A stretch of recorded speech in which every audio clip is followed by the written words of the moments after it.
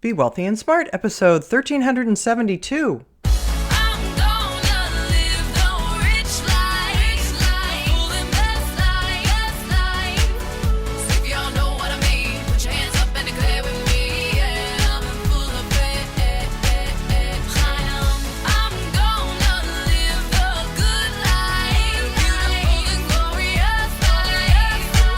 Step into a world of wealth and financial freedom without budgets, boredom, or bosses on Be Wealthy and Smart. And now, here's your host, Linda P. Jones. Welcome to Be Wealthy and Smart. I'm Linda P. Jones, America's Wealth Mentor, empowering women and men worldwide to financial freedom. On today's show, we're going to talk about how to become a billionaire. Now, sometimes we hear stories about how to become a billionaire, but what I like about what I'm going to share with you today is this is research on how to become a billionaire. This is an actual study done that shows this is how people became a billionaire. And I think that's important for you to know because there's so many misnomers about the truth. There's many myths, there's many misunderstandings, and sometimes it can get a little political. And what I mean by that is in this study, it does quote a prominent former presidential candidate. So I'm just going to tell you that up front because normally I don't mention politics on the podcast whatsoever. But this time in this report, it does have some quotes from Bernie Sanders. So I am going to tell you that right up front. Now, this report was done by the Heritage Foundation and it came out in May of 2024. It's called The Wealth of Billionaires, Where It Came From, Where It Is, and Why It Matters. And this report was written by Preston Brashers, a research fellow for tax policy in the Grover M. Herman Center for the Federal Budget at the Heritage Foundation, and Alexander Fry is a senior research associate in the Center for Data Analysis at the Heritage Foundation. It says this piece is a part of the Heritage Foundation's Wealth and Innovation Project, which stands to defend and promote the freedom to innovate, create, and use wealth. These are essential to the delicate process by which innovators and entrepreneurs work to build a prosperous and purposeful society. So the summary says America's richest people are mostly self-made. Their wealth comes from the businesses they funded and helped build. Changes in the market value of their businesses can explain nearly all the shifts and volatility in the 10 wealthiest billionaires' net worth. Wealth does not primarily represent the current accumulation of physical assets. It represents an expected future stream of income from business ventures, and that, in turn, depends mostly on ideas and organizing labor and capital in innovative ways that create value for investors and consumers. People are better off living in societies with many great entrepreneurs and innovators who develop products and who create jobs, investment opportunities, and paths to financial success for others. So here are the key takeaways from the study. 1. The great wealth of America's richest people came from the businesses they created, not inherited wealth. 2. Billionaires' wealth is concentrated in company stock, and their company's value lies mostly in ideas and processes, not cash and physical property. And 3, the economy depends on some people having more than they need to consume, as their investments of capital fund business operations and private lending. All right, so here we go with this article. I find this really fascinating. I think you're going to enjoy it too. Is the economy a zero-sum game? When the rich get richer, does that come at the expense of everyone else? Much political discourse is predicated on this idea. The common term, quote, wealth distribution, end quote, for example, invokes the idea that there is a fixed quantity of money that policymakers must decide how to divvy up. In reality, the economy is the aggregation of all the goods and services people create and consume and all the inputs, labor, materials, capital, and innovation that go into that process. The amount of economic output is not fixed. It depends on how much each person engages in the economy. Rather than there being a wealth distribution, it is much more accurate to think of there being wealth creation and wealth redistribution. Wealth creation is not zero-sum, but wealth redistribution is zero-sum at best. Did the very rich create the fortunes that they possess? Did they inherit their fortunes? Or did they amass their wealth through exploitation or by taking what rightfully belonged to others? This backgrounder explores this question by examining the fortunes of the world's 10 richest men and the market values of the public companies they own. It shows that most of their wealth derives from and is actively engaged in their businesses. Very little of their wealth is comprised of cash sitting idly or in personal luxuries. Instead, it represents their stake in the businesses that they had an indispensable role in building. Likewise, their businesses are valuable not because of the amount of physical assets they hold, but because of the innovative ways they have developed for serving customers.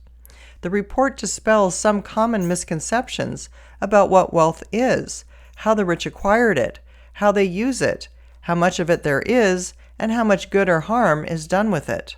This section is called Wealth and Net Worth, the Middle Class. The typical American's wealth includes some highly liquid, easily spendable assets like cash and checking or savings accounts. It also includes some tangible assets such as a house, vehicles, or jewelry. It may also include some less liquid financial assets like individual retirement accounts, a 401k, a life insurance policy, stocks, and/or bonds. Nearly 99% of American adults have a checking or savings account. 87% own one or more vehicles, 66% own the home they live in, and 54% have retirement accounts. An individual's net wealth or net worth is the sum value of all these assets minus any liabilities such as mortgages, student loan debt, or credit card debt. A relatively small portion of most Americans' net worth comes from the value of any single asset aside from their home. To the extent they own company equity, most Americans diversify across many company stocks to reduce their exposure to risk. Billionaires. Perhaps counterintuitively, the wealth owned by many billionaires is concentrated in a single asset, namely their stock or ownership of the company that they run. Bloomberg and Forbes magazine compile lists of the wealthiest people in the world and in the U.S. respectively. Valuing billionaires' publicly traded corporate stock is relatively straightforward, but valuing ownership stakes in closely held companies and other assets is more challenging. Forbes, for example, interviews billionaires, their representatives, rivals, and peers to gather information about the value of closely held companies and assets. Forbes notes, while some billionaires provided documentation for their assets and companies, others were less forthcoming. Where a reliable valuation is not available for private companies, for example, analysts use price-to-sales ratios or other metrics of similar peer companies to infer the estimated value of private companies. Even if Bloomberg and Forbes had perfect visibility into individuals' finances, valuing private assets is an inexact science. Therefore, there is inherent uncertainty in these lists. Still, despite using different methodologies to estimate the billionaire's net worth, there is a high degree of correlation, over 99%, between the estimated wealth of the top 100 American billionaires on the two lists. Based on Bloomberg's Billionaire Index, the 10 richest men in the world held a median of about 89% of their net worth in companies, mostly public, that they built. Typically, their wealth from company ownership derived almost exclusively from a single company. How the world's richest men made their billions.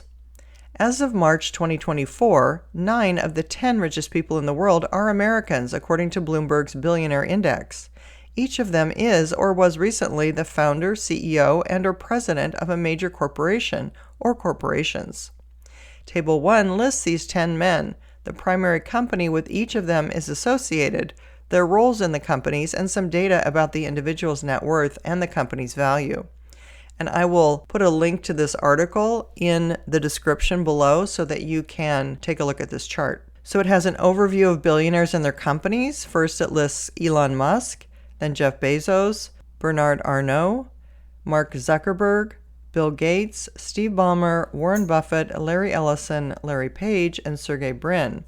Of course, Bernard Arnault being the only non-American, and he is the chairman and CEO of Louis Vuitton Moet Hennessy. I think the others you're familiar with. The world's 10 richest men not only lead or led their companies as CEO and or company president, but in most cases they also founded or co-founded the companies. One exception, Elon Musk, was not originally counted as a founder of Tesla. However, Tesla later gave Musk the title co-founder because he was instrumental in the company from its early days. Tesla, Musk's flagship company, was founded in July 2003. After eBay bought his shares in his former company, PayPal, Musk invested heavily in Tesla. Musk reportedly provided $6.35 million of Tesla's $6.5 million initial Series A financing in 2004. Musk provided tens of millions of dollars more in subsequent rounds of financing. He served as Tesla's chairman beginning in 2004 and became CEO and product architect in 2008 when the company, along with much of the auto industry, was in dire straits. Tesla finally started turning financial profits a year later, and under Musk's leadership, became the most valuable car company in the world based on market capitalization. The world's 10 richest men made their fortune from their businesses. If not for these 10 men, the companies they are known for would not exist or would be nothing like we know them today. The 10 panels in Chart 1, which shows time series plots of the net worth of billionaires with the market value of their primary companies, offers a striking visual representation of the extent to which the billionaires made their fortunes from the businesses and how closely tied the billionaires' wealth is to their companies. So basically there's charts of each founder and the company stock and the change in their wealth. And you can see it's very highly correlated to the price of the stock of their company. The only one not as highly correlated would be Bill Gates, where his change in net worth did not increase as much as Microsoft's net worth, I believe because he sold many of his shares to form his foundation. Otherwise, everyone else's chart is highly correlated to the value of their business. It goes on to say, clearly in Chart 1, the pairs of curves rise and fall together. The correlation between most of the billionaires' individual net worth and their business's market capitalization is over 99%. In other words, changes in the market value of their businesses can explain nearly all the shifts and volatility in these billionaires' net worth. The only exception among the 10 billionaires is Bill Gates and Microsoft. Gates left his full-time role at Microsoft in 2008 to focus on his foundation and over time sold much of his company's stock. By 2014, Steve Ballmer, also shown in the chart, was Microsoft's largest shareholder. The percentage growth in the company's market value is generally higher than the percentage growth in the corresponding billionaire's net worth. The median of the billionaires' net worths as a share of their primary company's respective market values is about 12.4%, meaning for every dollar of wealth billionaires earn from their companies, 7 or 8 more dollars typically accrues to their investors, whether active traders or those who passively invest by contributing to or those employers contributing to retirement accounts. Non-investors also benefit from the company's growth, both as consumers and as workers. Amazon alone employs over 1.5 million people, spending hundreds of billions per year on employees' salaries, health insurance, and other employee benefits. These 8 companies' demand for labor drives up wages across the American economy. The tax burden these individuals and companies bear is also substantial, which ultimately alleviates other Americans' tax burden. Implications: dispelling myths about wealth. There are many common misconceptions about wealth in America. Understanding that billionaires' wealth comes from their businesses and is at work in their businesses is an important part of dispelling these myths. Myth 1. Wealth is mostly inherited. Reality: wealth is dynamic. America is not an aristocracy. If wealth was dynastic, the Forbes and Bloomberg billionaire list would be filled with members of the Astor, Carnegie, Mellon, Rockefeller, and Vanderbilt families. Yet these names are conspicuously absent from both lists because the great American fortunes of today are new money, not old. Of the approximately 97 still living billionaires on the 2005 Forbes 400 list who inherited fortunes, less than half are still on the list today, though many have remained active in running the companies they inherited. The minority of heirs and heiresses who remain on the list today were 3 times more likely to have fallen in the Forbes rankings than to have risen. None of America's 10 richest men became rich through inherited wealth. They are self-made men who mostly grew up in middle or upper middle class households and went on to build companies worth hundreds of billions or trillions of dollars. Myth 2. Wealth is wasted on billionaires who have more than they need. Reality: wealth is at work across the economy. In his book, It's Okay to Be Angry About Capitalism, Senator Bernie Sanders, Independent, Vermont, argued billionaires should not exist. In one debate, Sanders opined, "We cannot afford to continue this level of income and wealth inequality, and we cannot afford a billionaire class whose greed and corruption have been at war with the working families of this country for 45 years. From the perspective of socialists, most billionaires have more than they need, and allowing them to own all that wealth comes at the expense of the rest of society." It is important to understand that the total amount of investment in an economy is equal to the total amount of saving, ignoring money kept under the proverbial mattress. The economy depends on some people having more than they need and then providing it to others in capital markets. Billionaires save and invest almost all their wealth precisely because they own more wealth than they need to consume. Billionaires' wealth does not sit idly in safes or money bins. It is actively at work throughout the economy, building factories, filling inventories, shipping products, researching and developing new products, and making payrolls, primarily through the companies they own and built. If businesses were not allowed to exist, the activities their investments fund, and by extension much of the economy, would grind to a halt. Myth 3. Wealth is about accumulation. Reality. Wealth is about innovation. Wealth does not simply represent an accumulation of assets. It represents an expected future stream of income, typically with comparatively little current physical wealth behind it. The richest Americans' great wealth stems from their companies. However, the value of companies' net assets is worth far less than the company's stock itself. Of the 8 companies in Table 1, only Berkshire Hathaway has a price-to-book ratio that is less than 6.5. Oracle has a price-to-book ratio of more than 60. In other words, the stock prices of these companies imply that the companies themselves are worth many times more than the sum value of all the assets they hold. If the companies were to cease operations and liquidate their existing physical assets, they would be worth pennies on the dollar. The value that investors ascribe to a given company is more than the sum of the parts because, by their nature, companies organize labor and capital in innovative ways that create value. In essence, that is why companies exist. Myth 4. Wealth can be confiscated to pay the national debt. Reality. Wealth is limited and tenuous.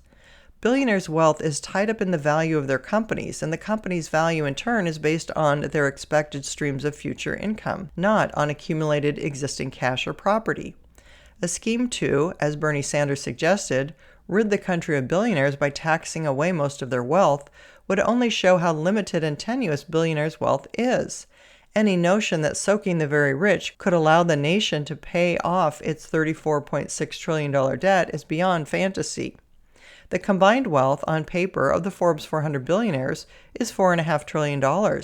That is about 13% of the current national debt, a debt that is growing at a rate of about $2 trillion a year.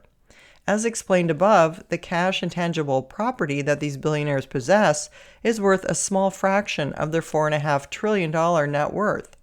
Moreover, new taxes on capital, business taxes and capital gains taxes, cause a vicious cycle in which companies' stocks drop in value, billionaires' net worth declines, and the government revenues generated by existing capital taxes fall.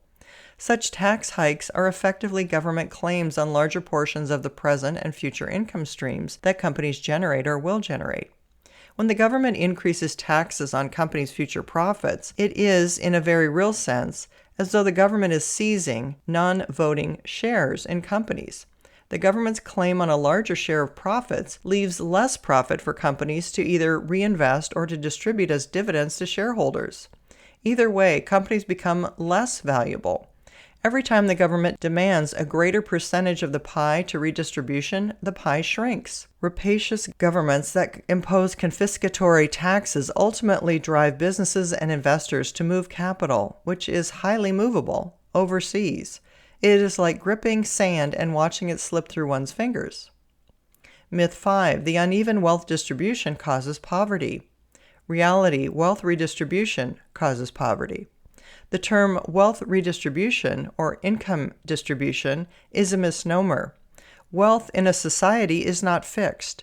The amount of wealth there is depends on the amount that is created, and wealth creation requires a dynamic economy in which entrepreneurial risk-taking is encouraged, not punished. Entrepreneurs and innovators who have great success may become billionaires, though far more entrepreneurs have only modest success. There were about 5 million new business formations between 2005 and 2020, yet the total number of American billionaires, according to Forbes, is just 735. Many entrepreneurial ventures fail outright. According to the U.S. Chamber of Commerce, using Bureau of Labor Statistics data, 20% of small businesses fail within their first year, 50% fail by their 5th year, and 65% fail by their 10th year. When investors and entrepreneurs fail, they bear the financial consequences. They are more likely to bear such risks if the government allows them to keep most of the reward when they succeed. Excessive redistribution discourages business startups and wealth creation and makes it harder for established businesses to build reserves to protect against downturns. The rich became rich by creating companies and products that investors and consumers value. People are better off in societies with many great entrepreneurs and innovators. Workers in entrepreneurial countries have access to more and better paying jobs. Consumers enjoy their products. Anyone who owns stock in a Billionaire's company or whose own employer funds a retirement account that tracks the Standard & Poor's 500 has shared in Billionaire's success, much as the charts in this report demonstrate.